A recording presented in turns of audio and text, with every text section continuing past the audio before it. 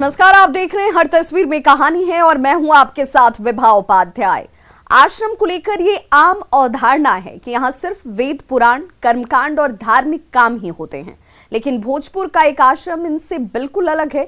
कुछ ऐसा काम ये आश्रम कर रहा है जिससे आसपास के लोगों का भला तो हो ही रहा है, कई लोग आत्मनिर्भर भी बन रहे हैं।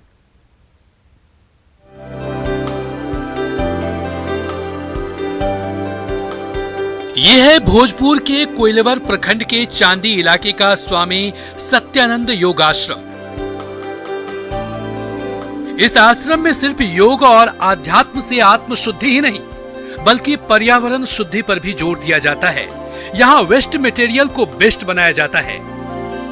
आम तौर पर फेंके जाने वाले गाय के गोबर को इस आश्रम में ऐसा रूप दिया जाता है जिसे देख आप भी अचंभित हो जाए। यहाँ गोबर से ऑर्गेनिक गमले और लकड़ी बनाने के साथ ही ऑर्गेनिक पेस्टिसाइड्स और गोबर में मौजूद नमी को बाहर निकाल उसे फसलों में डाल ऑर्गेनिक खेती के प्रचलन को बढ़ाने का काम किया जा रहा है। इससे इलाके के किसानों का भला तो हो ही रहा है, इलाके के कई लोग आत्मनिर्भर भी बन गए हैं। आश्रम का एक छोटा सा सेवक हूँ, मेरा नाम दिनेश है। बहुत सारे हमारे यहाँ सहकर्मी हैं, बहुत सारे लोग यहाँ रहते हैं, दूर दूर के भी लोग हैं, इस गांव के भी लोग जुड़े हैं आश्रम से। हमारे गुरुजी का ये प्लान था, आप जैसे हमारे पूज्य गुरुदेव ने आपको बताया अभी पूरा स्टेटमेंट, हमारे गुरुजी का एक प्लान था कि आश्रम को अपने पैर पर खड़ा रखना है। कैसे खड़ा रहे, उन्हें बड़ी अच्छी सोच थी उनकी, उनका आशीर्वाद रहा कि यहाँ के लोगों को भी इससे फ़ायदे हों, किसान को, यहाँ का पर्यावरण सुधरे। यहाँ की प्रकृति में उन्होंने एक अच्छी खोज की, जो आपके सामने यहाँ है, डिवाटरिंग मशीन उन्होंने मंगवाया।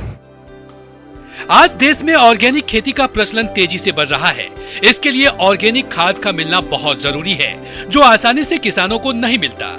लेकिन इस आश्रम की वजह से आसपास के किसानों को ऑर्गेनिक खाद आसानी से मिल रहा है। गोबर के सूखे हिस्सों को कंपोस्ट के रूप में तैयार करने के साथ गोबर की नमी को डिवाटरिंग मशीन से अलग कर इसे भी पौधा अमृत के नाम से आश्रम में तैयार कर इलाके के किसानों को उनकी उपज बढ़ाने के लिए उपलब्ध कराया जाता है। योग, तंत्र, ज्योतिष और कर्मकांड के सारे ज्ञान हमने दिए।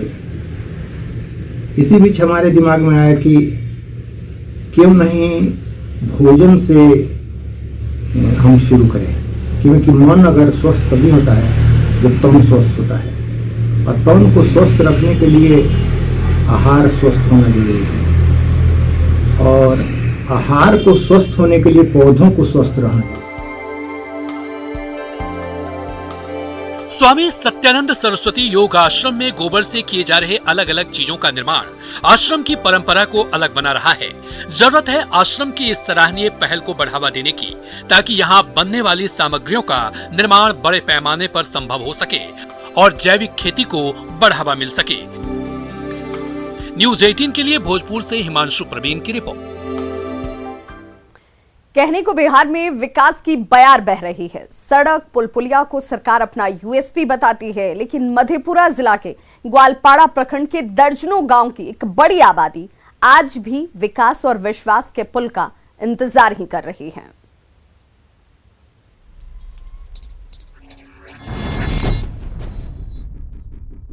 बेशक सूबे में सड़कों का जाल बिछा है, पुलों का निर्माण कर सरकार ने दिलों को जोड़ा है, लेकिन कोशी के इलाके में बना जुगाड़ का चचरी पुल बदलते बिहार की तस्वीर पर एक दाग है। मधेपुरा के ग्वालपाड़ा प्रखंड के दर्जनों गांव के लोगों की जिंदगी चचरी पुल के सहारे चलती है। गांव के लोगों ने आपसी चंदा से बांस का चचरी पुल बनाया है। गांव से सीधा संपर्क नहीं होने के कारण गांव के लोगों का सामान्य गतिविधि में तो परेशानी होती ही है, शादी ब्याह और बीमारी के हालात में इनका संकट कई गुना बढ़ जाता है। ना हमरा आर के ई अभी तक चचलीदा के छिए, और सोन भादो इतना पानी आवे छे जेमे से 10 टा लोग डूबे छे, उगे छे, एकर तक कोई सुनवाई नहीं छे। अभी है सब ग्रामीण चंदा कर के या मचान बनाए के या वही मचान द्वारा ये पार वे पार जाए आवे छिए। सुखासन पंचायत का यह चचरी पुल कई गांवों को जोड़ती है। ऐसी बात नहीं है इस चचरी पुल पर सरकार और प्रशासन के नुमाइंदे की नजर नहीं पड़ती। बीते 15 सालों से यहाँ के विधायक सत्ताधारी दल से रहे हैं। स्थानीय लोग कई बार जिला प्रशासन से भी पुल निर्माण की मांग कर चुके हैं, लेकिन कोई कार्रवाई नहीं हुई। हालांकि उप विकास आयुक्त ने एक बार फिर संबंधित विभाग से पुल निर्माण के लिए कहने की बात कही। पंचायत का ये बभनगमा महेश गांव है, नदी के पूरब भी है, नदी के पश्चिम भी। अभी इस जगह से पूरब आप जाइएगा तो पूर्णिया सहरसा से लेके पूर्णिया कटिहार तक इस रूट से शॉर्टकट में आप जा सकते हैं। लेकिन आज तक लोकसभा का चुनाव हो या विधानसभा का चुनाव हो, न तो यहाँ कोई सांसद न ही कोई विधायक यहाँ के ग्रामीणों को मिलने के लिए आता है, न ही विकास की ओर कोई ध्यान देता है। जांच करवाई जाएगी और संबंधित विभाग को शीघ्र पुल निर्माण के लिए निर्देशित किया जाएगा। बिहार में एक और ग्लास ब्रिज और दूसरी तरफ बांस की चचड़ी ब्रिज विकास के खाई को उजागर करता है। जरूरत है कि इस अंतर को जल्द से जल्द पाटने की, जिससे जनता में विश्वास की पकड़ मजबूत हो। मधेपुरा से न्यूज 18 के लिए तुरबसु की रिपोर्ट। शौचालय का नाम सुनते ही लोग नाक और भौं सिकोड़ने लगते हैं, लेकिन जमशेदपुर के सोनारी में बने शौचालय आपकी सोच को बदल देंगे।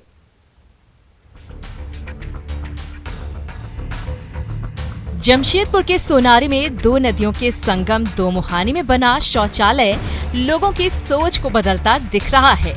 इस शौचालय की दीवारों पर इतनी खूबसूरत कलाकारी की गई है कि जब तक आप सामुदायिक शौचालय का ये बोर्ड नहीं देखेंगे, तब तक आपको समझ में ही नहीं आएगा कि ये टॉयलेट है।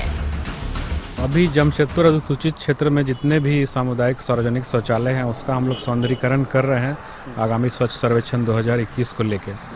और ये जो दोमुहानी पे हमारा शौचालय है, ये कुछ खास है, बाकी शौचालयों से अलग है। इस बार हमने सोचा है इसमें शौचालय के ऊपरी तल पे एक रेस्टोरेंट का लिए हमने जगह चिन्हित की है और इसके लिए हमने खुली डाक के लिए निविदा भी आमंत्रित की हुई है। वैसे सिर्फ यही इसका आकर्षण नहीं है। अक्षेस की ओर से मरीन ड्राइव में बनवाए गए इस शौचालय के आसपास सेल्फी पॉइंट्स बनाए गए हैं। इतना ही नहीं, इसके ऊपरी तल्ले पर रेस्टोरेंट खोलने की योजना भी है, जिसके लिए टेंडर निकाला जा रहा है और जल्द ही इसे पर्यटकों के लिए खोल दिया जाएगा। जो पेंटिंग जो बात कर रहे हैं, ये बहुत अच्छा लग रहा है। और जैसे अभी आप बताएं कि यहाँ खाने पीने का भी सामान मिलेगा, तो अच्छा है। जो भी घूमने आएंगे तो उसके लिए अच्छा है। अक्षेस की ये अनोखी कोशिश वाकई सराहनीय है। इससे शहर को जहां स्वच्छता सर्वेक्षण में टॉप पर लाने में मदद मिलेगी, वहीं लोगों को भी एक अलग तरह का एहसास होगा। न्यूज 18 के लिए जमशेदपुर से आशीष कुमार तिवारी की रिपोर्ट।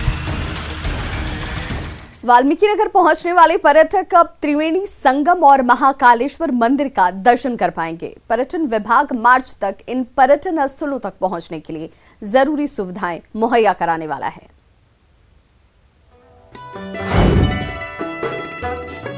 यदि आप अपने जीवन में तनाव से घिरे हैं या अपनी छुट्टियों को प्रकृति की गोद में बिताना चाहते हैं, तो आप भी बिहार के पश्चिमी चंपारण स्थित वाल्मीकि नगर का भ्रमण कर सकते हैं, जिसे बिहार का कश्मीर कहा जाता है। पहाड़ों और घाटियों के बीच जंगल आपको रोमांच से भर देंगे। नदियों का अनूठा संगम और वहां का सुखद वातावरण आपको एक नई ताजगी और सकारात्मक ऊर्जा से भर देगा।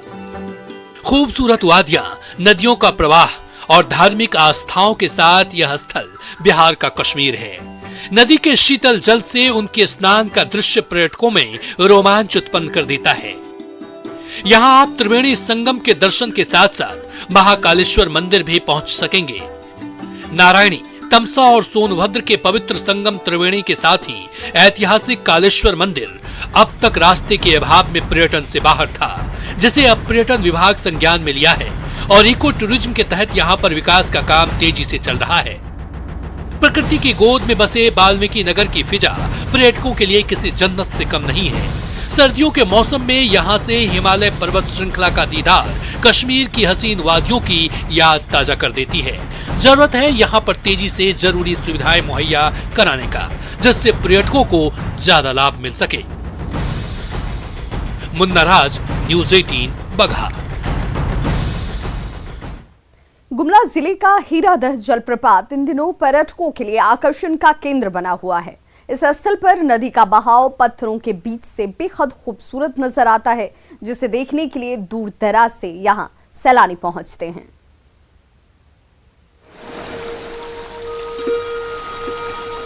कल कल निनाद करती नदियों के जलप्रपात, चांदी जैसी चमक। ये है गुमला जिला का हीरादह पर्यटन स्थल, जो अपने प्राकृतिक खूबसूरती के लिए अलग पहचान रखता है।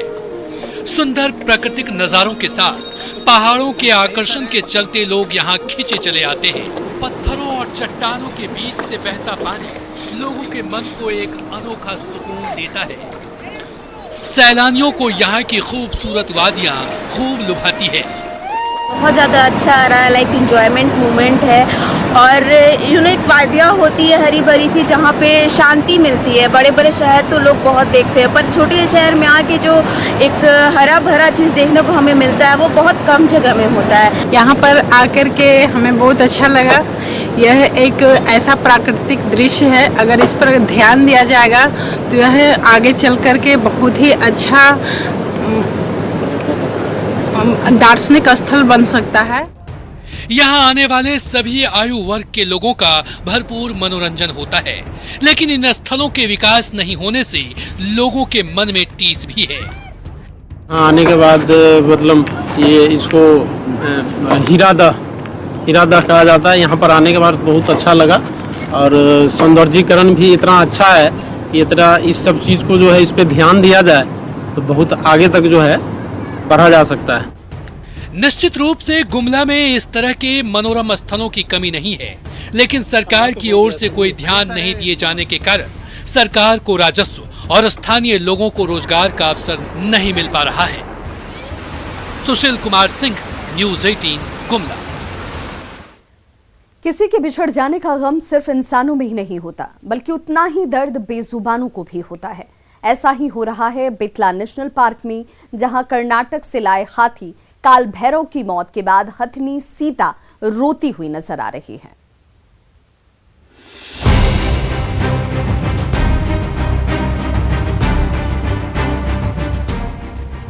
इंसानों के बीच कोई अपना गुजर जाने का गम तो आपने देखा होगा, लेकिन अब आपको दिखाते हैं बेजुबान जानवरों के बीच जब अपना कोई चला गया हो। ये कहानी पलामू टाइगर रिजर्व के बेतला नेशनल पार्क की है। यहाँ 18 जनवरी को 2 जंगली हाथियों ने पालतू हाथी काल भैरव को मौत के घाट उतार दिया, जिसके बाद उसके साथी बहुत मायूस है। उनकी आंखों में नमी साफ दिखाई दे रही है।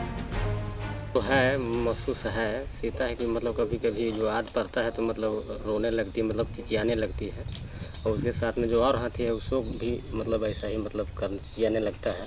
हाला लोग करता महसूस तो है। दरअसल काल भैरव, सीता और एक अन्य बच्चा हाथी को कर्नाटका से 26 मार्च 2018 को बेतला लाया गया था।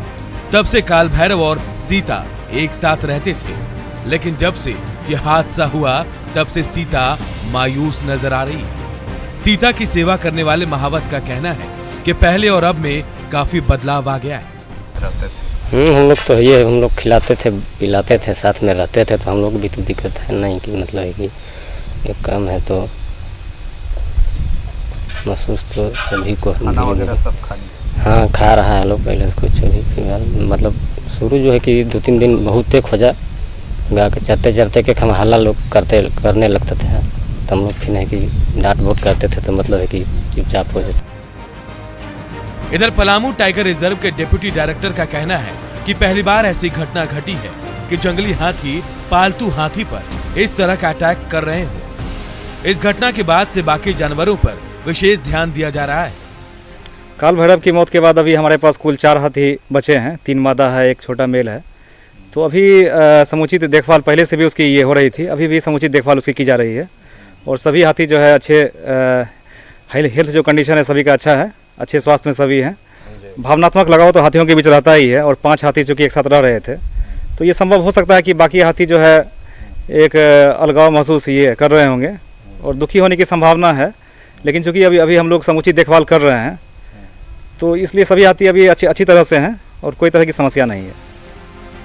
चाहे कुछ भी हो, लेकिन कहीं ना कहीं इंसानों की तरह बेजुबान जानवरों में अपनों का खोने का गम होता है। सीता की कहानी देखकर यही लगता है। नीलकमल, न्यूज़ 18, पलामू। पुलिस थाने का नाम सुनकर अपराधी क्या आम आदमी की भी घिघी बन जाती है। लेकिन आज हम आपको लिए चलते हैं कैसे पुलिस थाने में, जहां आपको जाने का मन बार बार करेगा और आप दोस्तों और परिवार के साथ पिकनिक के लिए इस स्थान पर जाने का जरूर सोचेंगे। सुंदर फुलवारी, रमणीय वातावरण, पक्षियों का कोलाहल। ये बगीचा जितना शानदार है उतना ही ये खास है, क्योंकि ये एक पुलिस थाना है। चौंक गए ना? ओडिशा के भुवनेश्वर में चंदका थाने की स्थापना अंग्रेजों ने की थी और ये ओडिशा के सबसे पुराने पुलिस थानों में से एक है। साल 1968 में स्थापित इस थाने का अब कायाकल्प हो चुका है। थाने के इंचार्ज और स्टाफ ने थाना परिसर को सुंदर पार्क में बदल दिया है, जिससे ये थाना इको फ्रेंडली होने के साथ पुलिस पब्लिक फ्रेंडली भी हो गया है। आदमी का माइंडसेट चेंज करने के लिए और जो आदमी आ रहे हैं थोड़ा ग्रीवेंस लेकर आ रहे हैं उनका मन को हल्का करने के लिए, और जो पब्लिक का जो इमेज रहता है, पुलिस का थोड़ा नेगेटिव इमेज रहता है, उसको थोड़ा चेंज करने के लिए, क्योंकि पुलिस भी आपके जैसे है। थाने के इस सुंदर वातावरण को देखने के लिए बड़ी संख्या में लोग यहाँ पहुँचते हैं और पुलिस की इस पहल की जमकर तारीफ करते हैं। ऐतिहासिक होने के साथ साथ थाने का कायाकल्प लोगों को खूब भा रहा है। 150 साल का थाना पुराना थाना है। भुवनेश्वर में कोई थाना नहीं था, वो चंदका थाना था। उधर हम जो चंदका थाना देखेंगे, उधर आने के लिए पब्लिक और पुलिस का बीच जो दूरी था, वो दूरी अभी चंदका थाना क्लियर कर दिया। अभी कमिश्नरेट के अंडर में जितना पुलिस स्टेशन है, मान लीजिए कि उधर से 40 से 50% मान लो पुलिस स्टेशन का ऐसा एटमॉस्फेयर बना दिया जाएगा, तो वो जो क्राइम डेली पे डेली क्राइम करते जा रहे हैं लोग, क्राइम बढ़ता जा रहा है, उसमें काफी कमजोर पाया जाएगा। एक बार जो थाना में आएगा वो क्राइम करने के लिए दूसरा बार नहीं चाहेगा। पुलिस के मुताबिक उनके इस प्रयास से यहाँ आने वाले अपराधियों की प्रवृत्ति सुधारने के साथ लोगों के मन में पुलिस का भरोसा भी बढ़ रहा है और इस पार्क कम पुलिस थाने का मकसद भी यही है। Bureau report, news 18 network. और फिलहाल यहाँ रुक रहे एक छोटे से अंतराल के लिए बने रहिए। हमने आपको हमारे खास कार्यक्रम बायजूस यंग जीनियस में मिलवाया बायजू के यंग जीनियस अनुब्रत्रा से। आइए दिखाते हैं हमारे कार्यक्रम में आने के बाद कैसा रहा उनका अनुभव।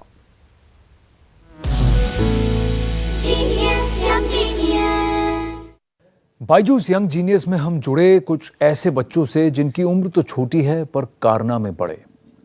बंगाल से एक बहुत ही होनहार टैलेंटेड यंगस्टर हमारे साथ जुड़े थे बायजूस यंग जीनियस में। आइए उनसे पूछते हैं कि उन्हें कैसा लगा बायजूस यंग जीनियस में शामिल होकर। अनुब्रता सरकार इज विद अस। अनुब्रता, केमन आछो? सर ভালো আছি। What's going on? कैसा लगा आपको बायजूस यंग जीनियस? अच्छा लगा। Sir first of all I want to thank news 18 solve production and Byju's for planning this awesome trip for me. Sir मुझे बहुत अच्छा लगा सेट में। हाँ, सेट में क्या अच्छा लगा आपको सबसे अच्छा? सर आपकी जो फ्रेंडली एटमॉस्फेयर क्रिएट की आपने, वो तो मुझे बहुत अच्छा लगा और वो means and that help me answer all the questions. आपको लगा कि यंग जीनियस में आके आपका एक ड्रीम भी ट्रू हो जाएगा? Yes sir. Sir actually Harsha sir ने मुझे मेल किया। आपका तो एक ड्रीम कम ट्रू आ गया हो गया, क्योंकि आप तो जीनियस हैं लेकिन आप एक क्रिकेट बफ भी हैं, आप हर्षा भोगले के फैन भी हैं। Yes sir. गुड। तो अब आप क्या करने वाले हैं Anubrata? Sir actually I am trying to develop new app. बहुत बढ़िया Anubrata, continue, all the very very best. I wish you all the best. Keep shining, keep smiling. Thank you sir.